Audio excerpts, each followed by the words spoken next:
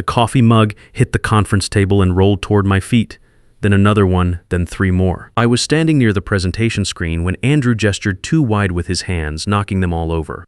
He paused mid-sentence, looked down at the mess, then looked at me.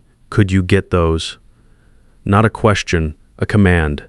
I'm Michael Thompson, 49 years old, and I've been dealing with situations like this longer than I care to remember. I bent down and started gathering the mugs. The entire room watched. 37 people from Sterling Manufacturing Solutions, the place I'd worked at for 13 years. We were 3 hours into the mountains at some lake resort, supposedly here to celebrate the upcoming launch of their new industrial equipment line. Andrew was presenting his ideas for the market rollout. He was 28. His father owned the whole operation. "Sorry, everyone, where was I?" He laughed, stepping over me while I crawled around collecting mugs. "Oh, right. The supplier logistics for the launch." Someone snickered. I kept my head down, reaching for a mug that had rolled under a chair. My knees pressed against the carpet. I could feel everyone watching. "You know what this reminds me of?" Andrew's voice rang out. I looked up from the floor. "My intern back at business school." A few people laughed, unsure where he was going. "No, seriously.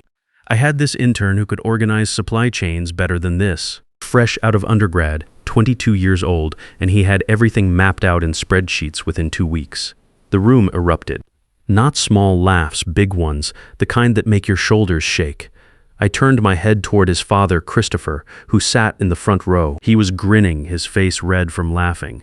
He didn't say anything, didn't tell his son to stop, just sat there enjoying it. My intern could literally organize this better than our current approach. More laughter, louder this time. I grabbed the last mug, stood up, and walked to the back, placed them on a side counter. Then I walked out. Nobody followed me. I could still hear them laughing as the heavy door closed behind me. I stood outside in the cold mountain air for a long time. The sky was that deep blue you only see away from the city. My hands were shaking. Let me go back. Let me tell you how I got here. 13 years ago, I was 36 and needed steady work. My daughter Sarah was 5 and I was raising her alone after the divorce. Sterling Manufacturing Solutions was hiring someone to help manage their supplier relationships. They made heavy equipment, industrial machinery, the kind of stuff that keeps factories and construction sites running. The man who had the job before me was named William Foster. He was 62 and retiring. On my first day, he took me aside. "Listen carefully," he said. "The owners here, they're cheap. They don't want to pay for proper systems or databases or consultants. They want everything fast and quiet. So here's what I did for 20 years, and here's what you'll do if you want to keep this job." He tapped his head. "Keep everything up here. Don't write it down. Don't put it in their systems. Keep the relationships personal. Keep them yours. That way, they need you. That way, you're not just another person they can replace." "But what if something happens to me?" I asked. He shrugged. "Then they'll figure it out. But while you're here, you'll have a job. A real one. I needed that job." So I listened. William spent 2 weeks with me. He introduced me to the factory owners he'd worked with. There was Patrick Murphy, who ran an aluminum processing facility 2 hours outside the city. There was the Rodriguez family, who operated a CNC manufacturing operation across the state border. There was Catherine Davis, who managed a coating operation where 12 technicians applied industrial finishes using processes she'd developed herself. "Learn their names," William told me. "Learn their families' names. Learn when they need payment early, when they're struggling, when they're doing well. Treat them like people, not just vendors. They'll remember that." And I did. For 13 years, I built those relationships. When Patrick's oldest son graduated college, I sent a gift. When the Rodriguez family needed their payment a week early because of new equipment, I made sure Christopher approved it. When Catherine's shop had a fire and lost half their inventory, I called her every day for a month, checking in, making sure she knew we'd wait for her to rebuild. I remembered everything. Which shop was fastest for rush orders? Which one produced the smoothest finishes? Which family needed gentle handling because they were traditional? Which one you could joke with? Which one expected formality? I never wrote any of it down, not once. No spreadsheets, no contact databases, nothing in the company's systems, just like William taught me. Christopher never asked questions. As long as equipment arrived on time, he was happy. He never wanted to know the details. He'd just say, "Handle it, Michael." And I did. Over the years, Sterling grew. They hired more people, fancier people, people with degrees from expensive schools who used big words in meetings. I stayed in my small office making calls, sending emails, keeping everything moving. Nobody really noticed me. I was just there, the guy who made sure parts arrived. Then Andrew graduated from business school 2 years ago. Christopher immediately brought him in, gave him a title, something about strategic development. He started showing up to meetings, offering opinions, changing things. He was loud, confident, the kind of person who walked into a room and expected everyone to pay attention. He never spoke to me directly. I don't think he even knew what I did. To him, I was just someone who worked there, someone in the background. 3 months ago, Christopher called a big meeting. He announced the Titan series, a massive equipment launch, complete industrial solutions, machinery, hydraulics, control systems, everything coordinated. They'd been planning it for a year. He said they'd already taken advance orders worth $18 million. The launch was scheduled for 6 weeks out. It required 9 different suppliers. Some I'd worked with for years. Some were new relationships I'd spent months building. Patrick's facility was making 75 different aluminum components. The Rodriguez family was producing 12 precision parts. Catherine's operation was applying custom coatings in 5 different specifications. I had it all organized in my head. The timeline, the quantities, the backup plans for when something went wrong, because something always went wrong. Nobody asked me about it. They just assumed it would happen because it always did. 2 weeks after that meeting, Christopher called me in. "Michael, we're restructuring your role." He didn't look at me while he talked, just shuffled some papers around. "We've hired someone new to handle supplier relations, someone with experience in global operations. You'll be supporting them, transitioning to more administrative work." Administrative work, I repeated. "You know, general support, whatever's needed. You've done solid work, but we're scaling up now. We need someone with a more strategic approach. What about the Titan series? I've been coordinating all 9 suppliers. The new person will take over. You'll brief them." "Brief them on what exactly?" "There's nothing written down." He looked up then. "What do you mean nothing written down?" "I mean, I've been managing all the relationships personally. The contact information, the processes, the history with each supplier, it's not in your systems." He stared at me. "Why not?" "Because that's how William did it. That's how I learned. You never asked for anything different. You just said handle it. So I handled it." He waved his hand, dismissing it. "Then you'll explain everything to the new person." Simple. It wasn't simple, but I nodded and left. The new person started the following week. His name was Nicholas Price. He had worked at 3 other companies, all bigger than Sterling. He spoke in long sentences about optimization and efficiency. He asked me for the supplier database. "There isn't one," I told him. He laughed. "There has to be. There doesn't." He stopped laughing. I spent 2 weeks trying to explain how everything worked, but he didn't want to listen. He wanted lists and numbers and processes. He wanted me to just give him what he needed so he could take over. He didn't understand that you can't just call up Patrick and demand delivery dates. You have to ask about his family first. You have to remember that his youngest brother just started working at the shop. You have to understand that the Rodriguez family won't negotiate prices over email. They need to hear your voice. Nicholas didn't care about any of that. After 2 weeks, he told Christopher I wasn't being cooperative. Here's the thing, I was trying to help. I really was. But Nicholas had this attitude like everything I'd been doing for 13 years was somehow wrong because it wasn't in a computer system. He'd roll his eyes when I'd explain why certain suppliers needed to be handled certain ways. "That's not scalable," he'd say. "We need standardized processes." He thought he could just plug in some software and replace 13 years of relationship building. Like people were just numbers in a spreadsheet. The retreat happened 2 weeks later. Andrew's presentation about the launch, the coffee mugs, the laughter, all of it. After that mountain drive home, I couldn't sleep. I kept thinking about my daughter Sarah. She was 18 now, getting ready for her senior year. Smart kid, honor roll student, planning to go to college. I'd been working all these years to give her opportunities, to show her what it meant to work hard and be reliable. But what was I actually showing her? That you let people walk all over you, that you stay somewhere even when they don't respect you, that you smile and take it. When someone compares you to their intern in front of everyone you work with? No, that's not the lesson I wanted her to learn. Sunday night, I made my decision. On Monday morning, I walked into Sterling at 800. I went straight to Christopher's office and handed him a single piece of paper. This is my resignation. Effective immediately. He looked confused. What? Why? It's not about what Andrew said. I'm done. That's all. But the Titan series launches in 4 weeks. Nicholas is still learning. That's not my concern anymore. I turned and walked out, packed up my small office. 13 years fit into 2 boxes. I carried them to my truck and drove away. When I got home, I went straight to bed. Slept for 12 hours straight. When I woke up, Sarah was sitting on my bed. Dad, why are you home? It's Tuesday. Tuesday. I'd slept through Monday night. I sat up, rubbed my eyes. I quit my job, sweetheart. She was quiet for a moment. The place you've been at forever? That one. Why? Because they didn't respect me and I stayed too long already. She nodded. Didn't ask more questions. Just nodded. Smart kid. She got it. My phone rang constantly that first week. I didn't answer. 12 calls from Christopher, 8 from Nicholas, even a few from other people at Sterling. I let them all go to voicemail. The messages started polite. Michael, please call us back. We need to discuss your transition. Then they got more urgent. Michael, we really need your help with the supplier contacts. Please respond. Then desperate, Michael, the Titan series is in serious trouble. We'll pay you for consultation. Name your price. I deleted them all.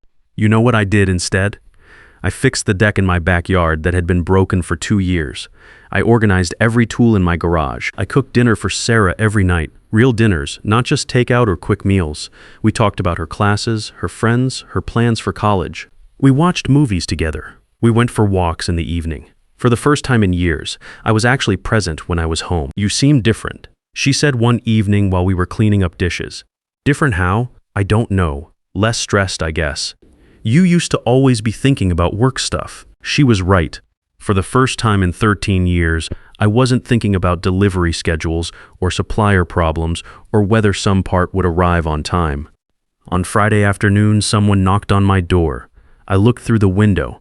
Nicholas, he looked terrible. His shirt was wrinkled, hair messy, dark circles under his eyes. I almost didn't open it, but something made me curious. What do you want? I asked through the door. Please, Michael, just talk to me for 5 minutes. I opened it but didn't invite him in, just stood there in the doorway. Everything's falling apart, he said. I can't find any of the suppliers. The files don't exist. Nobody has contact information. The few numbers I found, when I call them, they don't know who I am. They keep asking for you. That's unfortunate. Please just give me the contact list. That's all I need. I'll figure out the rest. There's no contact list. His face went red. Stop lying. You have to have something written down. Nobody works with 9 suppliers and keeps it all in their head. I did. That's how I worked. And it worked fine for 13 years. Christopher will pay you whatever you want. Just help us. The launch is in 3 weeks. I'm not interested in helping. Have a good day, Nicholas. I closed the door. He stood there for a few more minutes, then left. The following week, I started getting calls from the suppliers themselves. Patrick called first. Michael, what's happening? Some guy called me yesterday asking about aluminum components. He was rude. Didn't even ask how I was doing. Just demanded to know about production schedules and pricing. I don't work there anymore. Silence then. You left Sterling? I did. But who will I work with now? I don't know. They hired someone new. But honestly, Patrick, maybe it's time to find other clients. Sterling doesn't treat people well, he sighed. They never treated me well. They treated you well, and you treated me well. That's why I stayed. We talked for 20 more minutes about his family, about his shop, about possibilities for his future. When we hung up, I felt better. Catherine called the next day. Michael, I got the strangest call. Someone from Sterling demanding to know why we haven't started the coding work for the Titan project. But nobody ever sent us specifications or a purchase order. What did you tell them? I told them I only work with people I trust and I only trust you. Same conversation, basically. Then the Rodriguez family's oldest son called, then 2 other suppliers I'd worked with for years. All of them asking the same questions. What happened? Who is this new person calling them? Where did I go?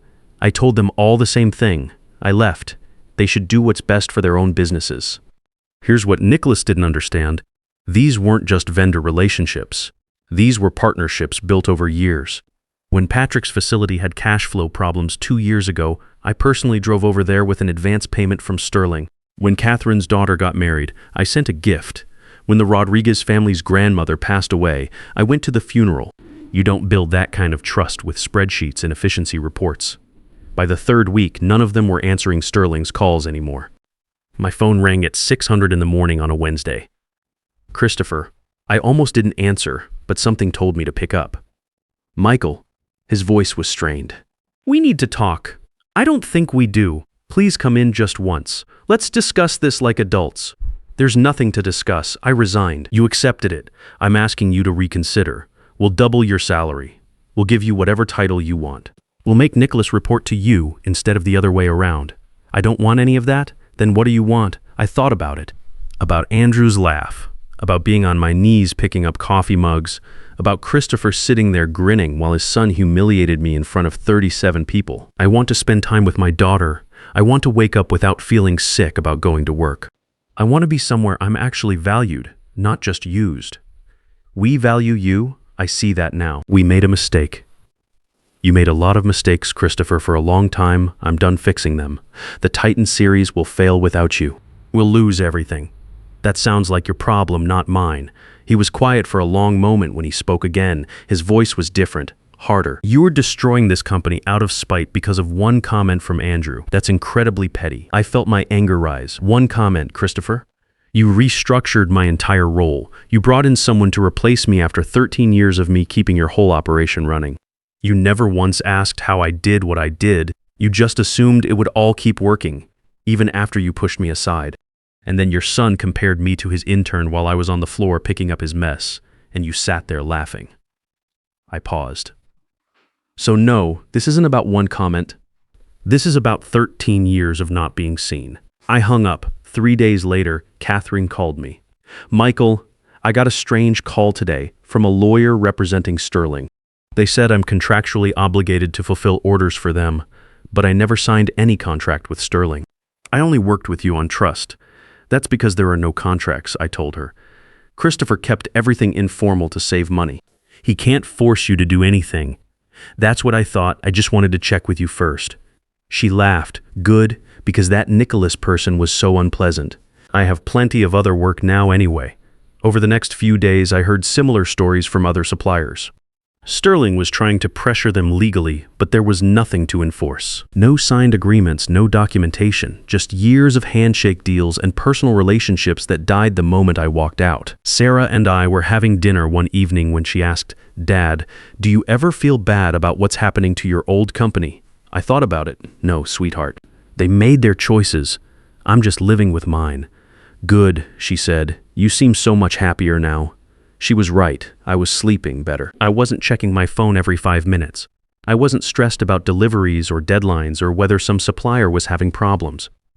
For the first time in years, I was actually enjoying my days, but I wasn't sitting around doing nothing.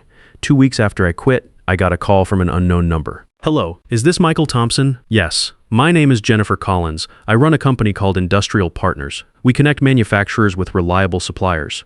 I heard about you through Patrick Murphy. He spoke very highly of your work. I sat up straighter.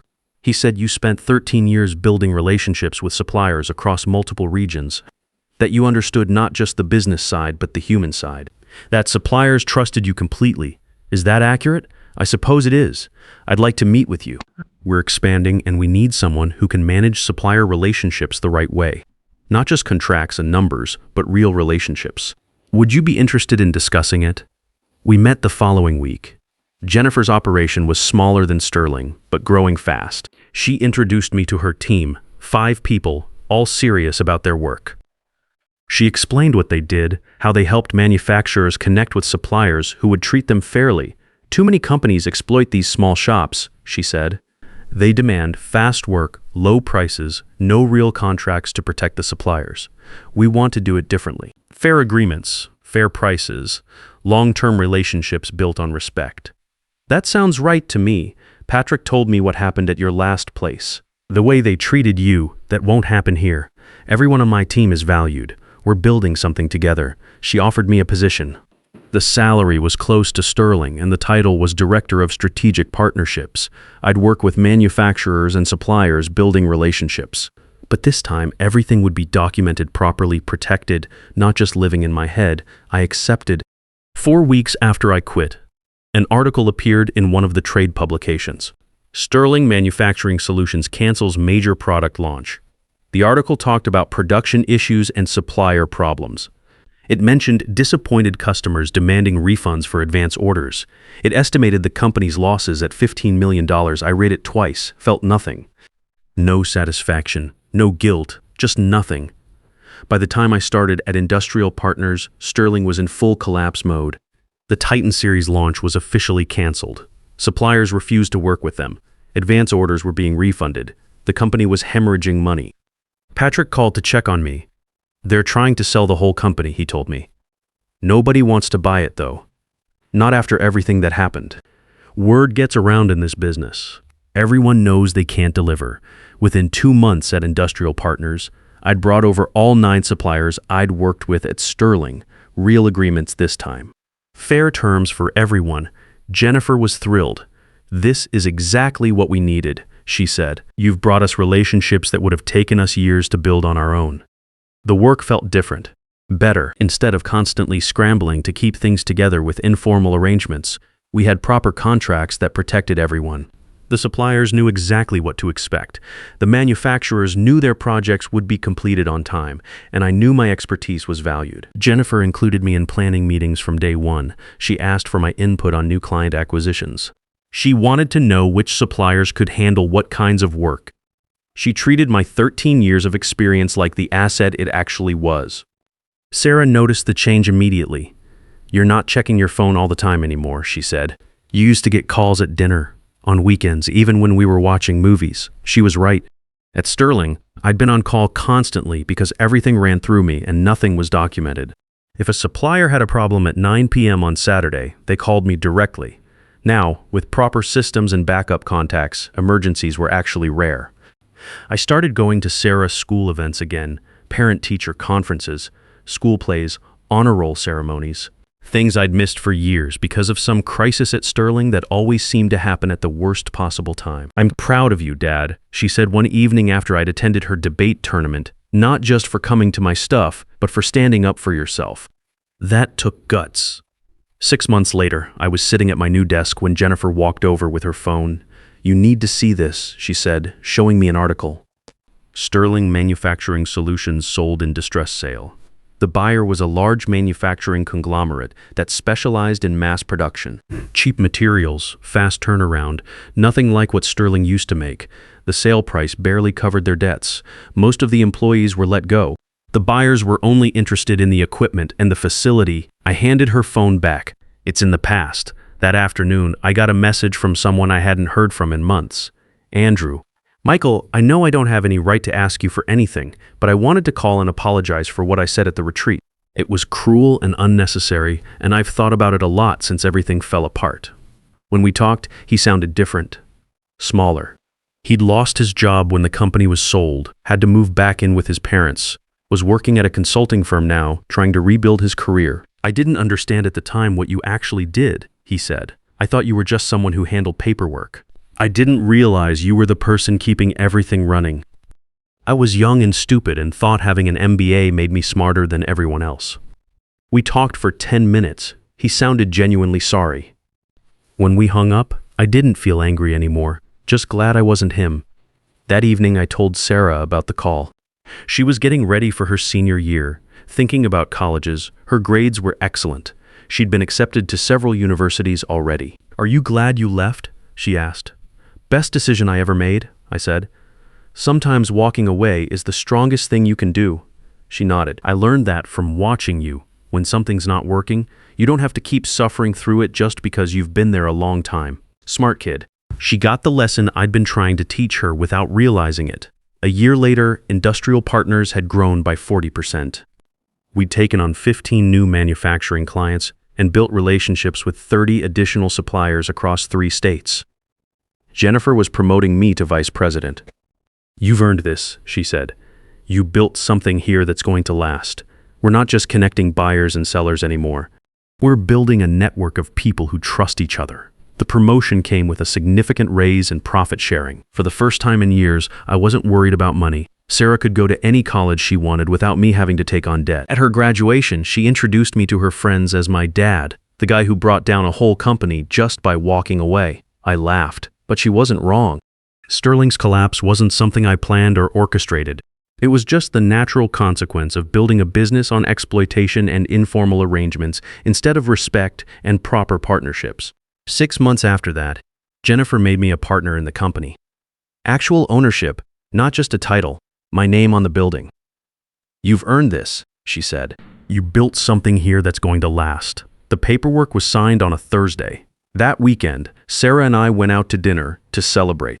She was starting college in the fall, majoring in business administration. "I want to do what you do," she said. "Build relationships, help people work together, create something that matters.